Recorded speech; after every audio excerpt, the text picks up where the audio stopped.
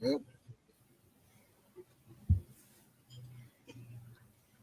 All right. Good afternoon. Thank you for joining LiveBorderNews.com. This is Jonathan Alexander. And today I have Kirk Pendergrass with us from Kirk's Law Corner out of Boise. And I have Tony Romos here. Tony Roman, sorry about that. Yeah. Hey, Tony, you want to explain what took place down in California that we were just talking about? You talking about the situation? Yes, sir. Yeah. So a restaurant's called Basilico's Pasta. You an Italian restaurant right at the beach. And as I explained, we took a hard, aggressive stand against the lockdowns, establishing it and pledging it as a constitutional battleground to fight everybody in honor of our founding fathers and those who have sacrificed for this country. That was our position. And so because we took a hard, aggressive stand, you know, even on the property outside, we stayed fully open, operated fully. When they tried to do the vaccines, we had to prove you were vaccinated. It's kind of funny, right? Vaccinated. So, so we did that. And we did a lot of other things just to fight back, but also attack and take back ground, advance ground. So, when OSHA came calling in late 2020, we snowballed into them too. We said, you have no authority over us with regard to this COVID stuff. And I said, you're not coming in to inspect over that because we don't recognize it. We're not recognizing your authority in that regard. So they threatened to come back with it. They finally did.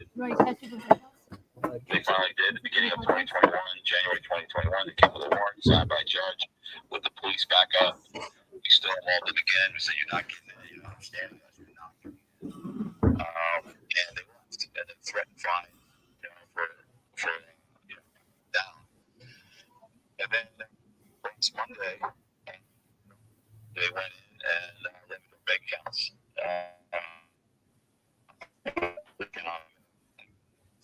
The bank said you have zero balance. That's our operating account. That enables us to keep our business going. Might know balance operating a razor thin, profit margin. Break even. And that's it. That's our. They came in. They came to the governments with a back, and they went in and they think that's how they got. They got a way to force us to comply with that. So this is their way. Absolutely. I mean, this is nonstop. We talked about when I was down there in San Diego with you guys, and just what they put you and your establishment through is unbelievable. Well, the way we look at it, that's what we put them through. Like, we never said it's about you put us through it. To us, that's we never walk around saying, "Oh gosh, what they did to us is terrible." Blah blah blah. No, man, we love it. We love the opportunity, and we feel blessed to fight. So, for something like this, as important as this is, and we've done it that way. The biggest concern is they're talking about doing the vaccine. I mean, the mask mandate again. I know Arizona's even talking about it a lot. And this could happen to businesses out here as well. I know we have Robert Hall from the Great American Pizza out here in Golden Valley, Arizona. He went through almost something identical to you. And he refused to shut his establishment down and just said, you can come at me all day long. I'm not going to shut down.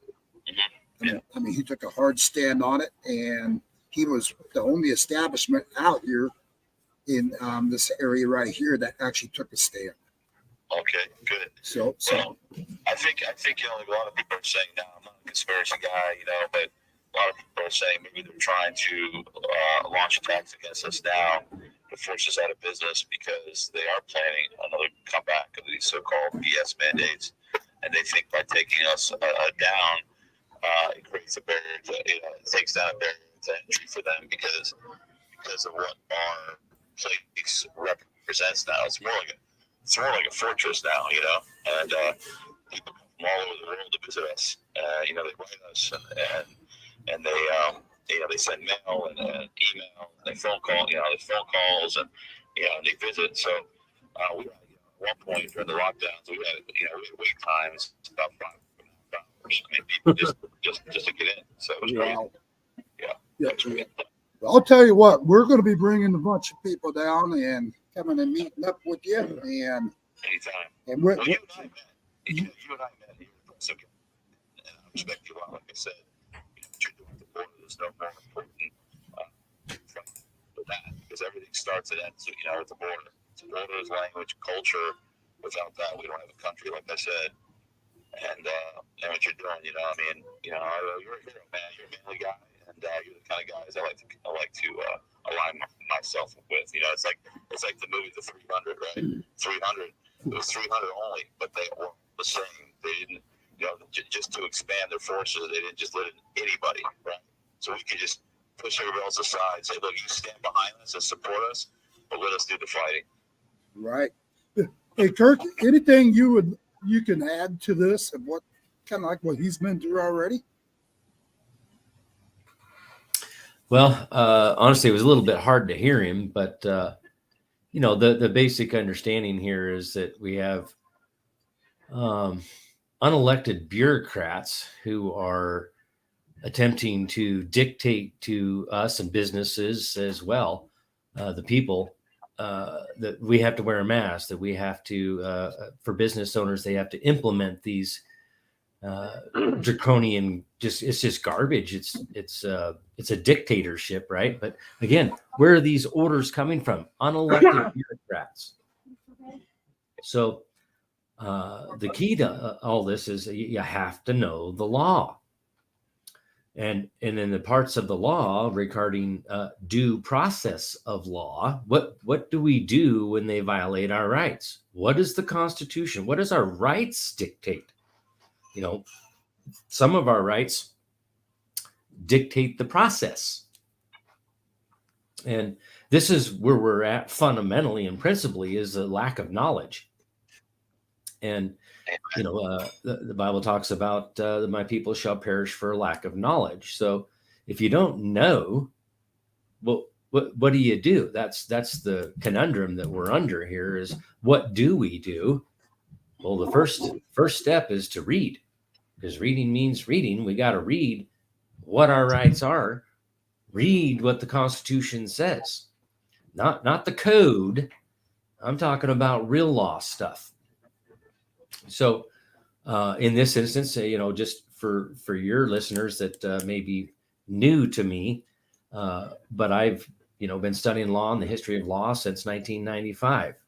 I'm the founder and creator, president of Kirk's Law Corner LLC. I provide education, news, and other services. One of those other services is a notary public.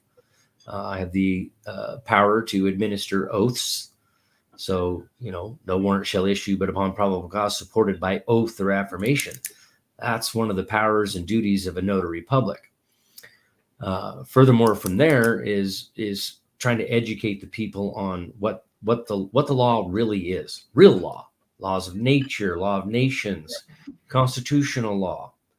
And then getting into due process of law. This is the key part of everything, is what is the process that is due? Depends on who it is you're dealing with. You're dealing in suits between man and man. That's common law process. If you're dealing between the people and governmental agencies, these unelected bureaucrats and that kind of stuff, well, there's a different process there. It's called the right of petition the legislature for the redress of grievances. Hale versus Hinkle actually backs this up. A lot of people cite Hale versus Hinkle, but they fail to continue to read down just a little bit further, where it says there's a reserved right in the legislature to do an investigation to see if they've exceeded the laws of their creation. Now, this is a right that dictates this process.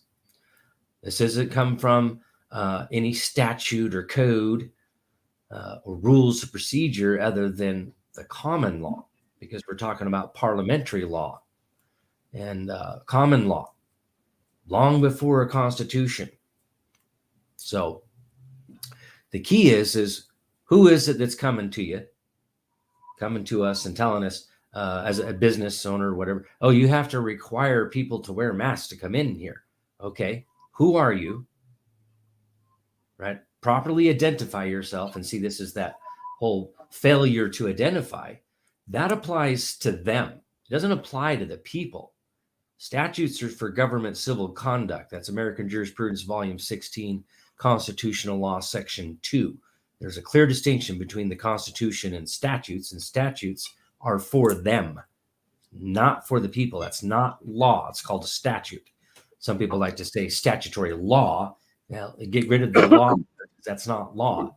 It's more like policy, but it's just called a statute. Statutes are supposed to be created by the legislature to create these corporations and to regulate the corporations, the agencies, whatever they create. Right.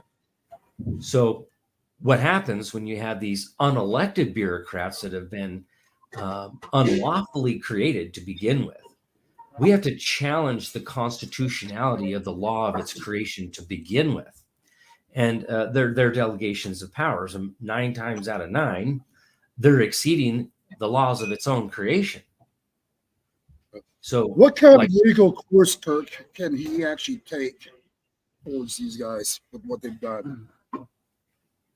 I mean, seizing his bank accounts, the whole shebang. Right. So right to the legislature with a petition for the redress of grievances. Demand an investigation, because that's the power of the legislature to do investigations. Many people think it's the executive branch, but it's not. It's the legislature. The legislative branch has the power to do investigations. Exactly. So, you have to know what are, what powers, separations of powers doctrine. Which branch of government has what powers? What's the process that is due? And if you're going to claim and exercise the right, you better be following the letter of the law that created it. So I'll just cite Article 1, Declaration of Rights from Idaho, Section 2, that all political powers inherent in the people. We have the right to alter, reform, or abolish anything at any time we deem it necessary. The next part of that right is that there are no special privileges or immunities that shall ever be granted that cannot be altered, revoked, repealed by the legislature. So our right is dictating that we have to go to the legislature, and these unelected bureaucrats and stuff, those are all privileges, right? And you'll hear sometimes, well, we have immunity from being sued in the judicial branch. Well, that's because you're supposed to go to the legislature to do an investigation and to see if they've exceeded the laws of their creation. And this removes their immunity from being sued criminally or civilly. You got to go through the legislature first. Once you remove their immunity, they're screwed. Real quick, Kirk, real quick. I'm actually out in public right now doing this interview real quick. I would love to have you back on our show, Tony, when we can do this live. Of course. Because I'm going to looks like I'm about to lose a battery on my laptop, which I've got out here. But if we could schedule a live broadcast to where we can really go in depth about this, and clarity will be so much better. I think he's the only attorney, the only legal mind out there that understands who I've spoken to, who understands what's at stake and understands how to fight. Everyone else, they're weak. All the attorneys I've spoken to, they're weak. They're weak.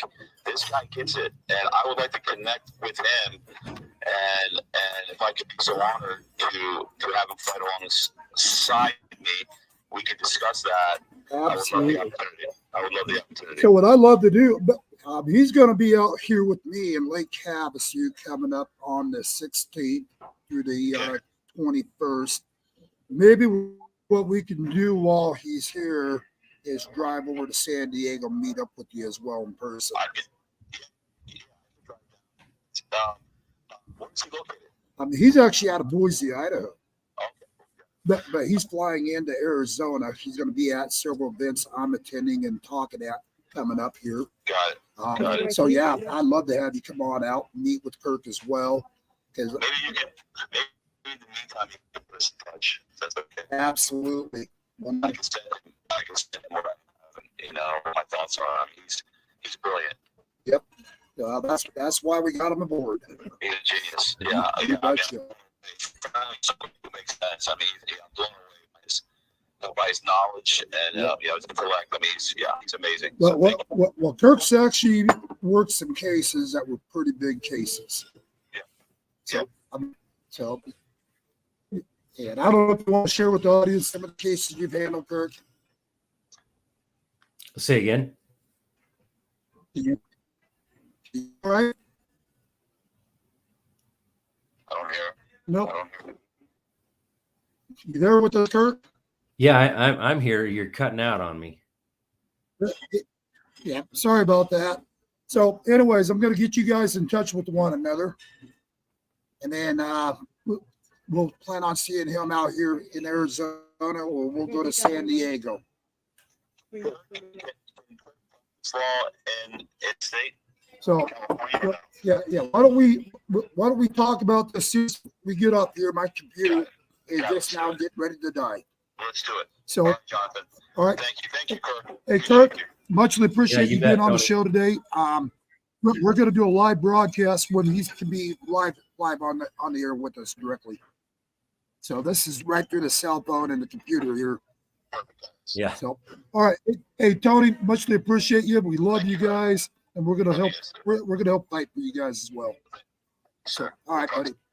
All right, guys. This is Jonathan Alexander reporting with LiveBorderNews.com, and appreciate you guys joining in today. And I'll call Yeah, you here thanks, shortly, John. Kurt. You bet.